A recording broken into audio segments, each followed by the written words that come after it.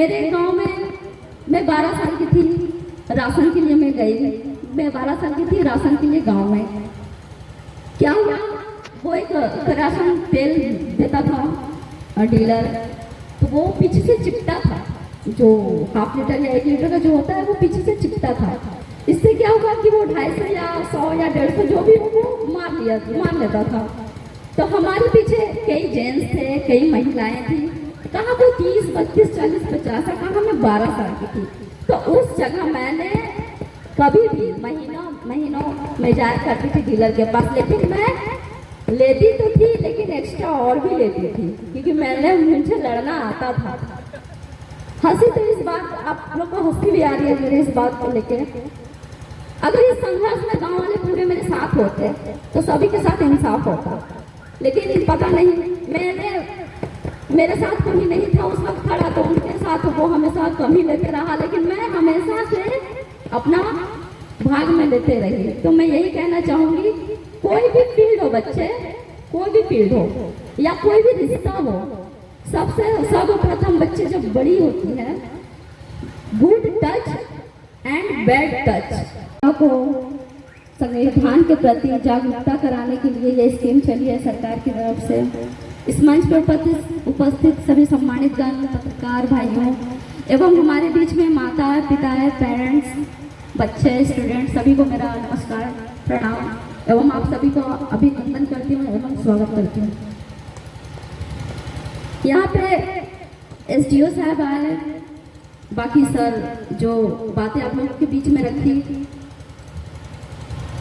माता पिता को भी समझाया, बच्चों को भी समझाया, लेकिन मेरा यहाँ खास करके अगर बच्चों के लिए ये संविधान आया है कि आप लोगों को जागरूकता कराया जाए, तो मेरा डायरेक्ट कनेक्ट आप बच्चों के साथ होना चाहिए।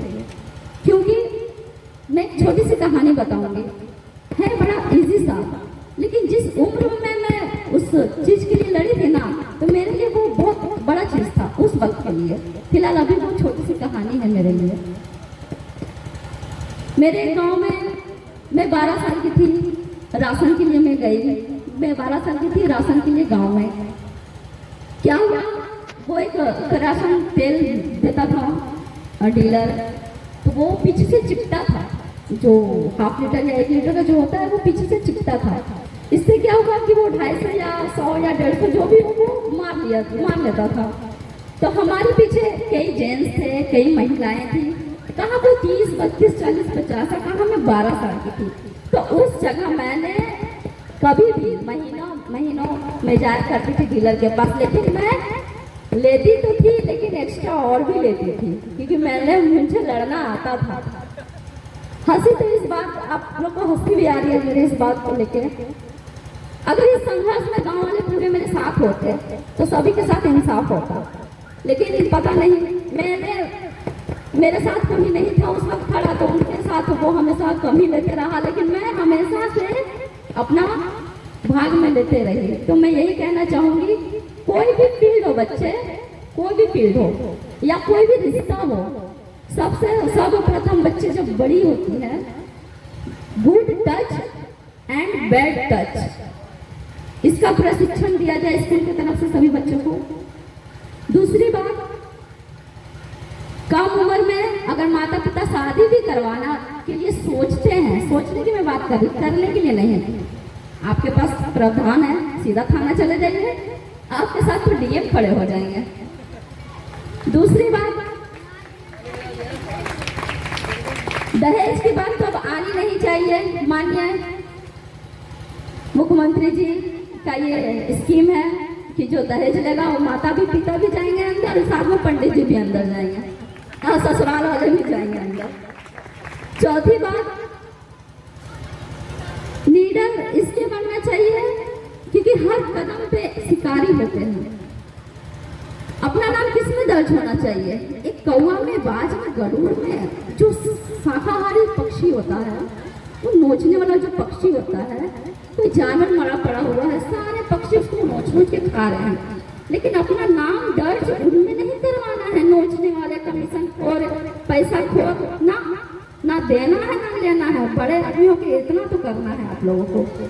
तीसरी बात, बेटी पता नहीं जब बेटा घर में आता है तो गजब सा एनर्जी, खुशी आस पड़ोस को भी होती है, लेकिन जब बेटी आती है उसमें भी बधाई मिलती है कि लक्ष्मी आई है, लक्ष्मी आई है। लक्ष्मी क्या आई है, मन में सोचा हुआ रहता है लक्ष्मी लेके जाएगी 20 साल की उम्र में। तो अपने माता पिता का हिम्मत बनना होगा, आपको भरोसा दिलाना होगा कि मम्मी पापा मैं अब बड़ी हो गई हूँ, आपका भरोसा पे मैं कायम रहूंगी, मैं कभी भी एक गलत कदम आगे नहीं जाऊंगी। अगर ये भरोसा अपने पेरेंट्स को दिला दिया ना बाबू, तो सभी को माता पिता आराम से पटना भेजेंगे, पटना से बाहर भेजेंगे। ये डर भगाना होगा अपने मम्मी पापा के अंदर से, क्योंकि उम्र होता नहीं है कि बच्चियां गलत शब्द का उपयोग नहीं करना चाहिए, आप लोग समझ भी जाते हैं। नेगेटिव थिंकिंग ना बोलना चाहिए, ना कहना चाहिए, जो भी हो। तो मैं बच्चों से यही कहना चाहूंगी, माता पिता बच्चों को पालते हैं बड़ा प्यार से, लेकिन उनका भविष्य उज्जवल होता है गुरु के आशीर्वाद से। तो डिसिप्लिन में रहिए, माता पिता का सम्मान कीजिए, पड़ोसियों का सम्मान कीजिए, पढ़िए लिखिए, आगे बढ़िए। हाँ, हम हैं महादलित, हम भी महादलित की बेटी है। कभी कभी ऐसा समय भी आता है कि खाने को नहीं मिलता है, लेकिन मैंने अभी बोला ना 12 साल की उम्र में मैं राशन लाने जाती थी गांव में, तो सोच सकते हो कि मैं भी बचपन में, मेरी बचपन की पढ़ाई अच्छी नहीं रही, मैं 12 साल की उम्र से पढ़ाई स्टार्ट किया। मेरे मम्मी पापा ने मेरे नानी घर में मुझे छोड़ दिया था कि मेरा मायका में मेरा भाभी भैया है वो ख्याल रखेंगे, लेकिन ऐसा नहीं हुआ। मैं अपने घर वालों को बुराई कर रही हूँ, लेकिन ऐसा कुछ नहीं हुआ। क्या था, मैं आंगनबाड़ी में पढ़ने भी जाती थी, आंगनबाड़ी में पढ़ने भी जाती थी, लेकिन टीचर ने मुझे कहा तुम्हारे नाना जी आए हैं, पहले उनको खाना दे लाओ, उसके बाद आ जाना पढ़ने के लिए।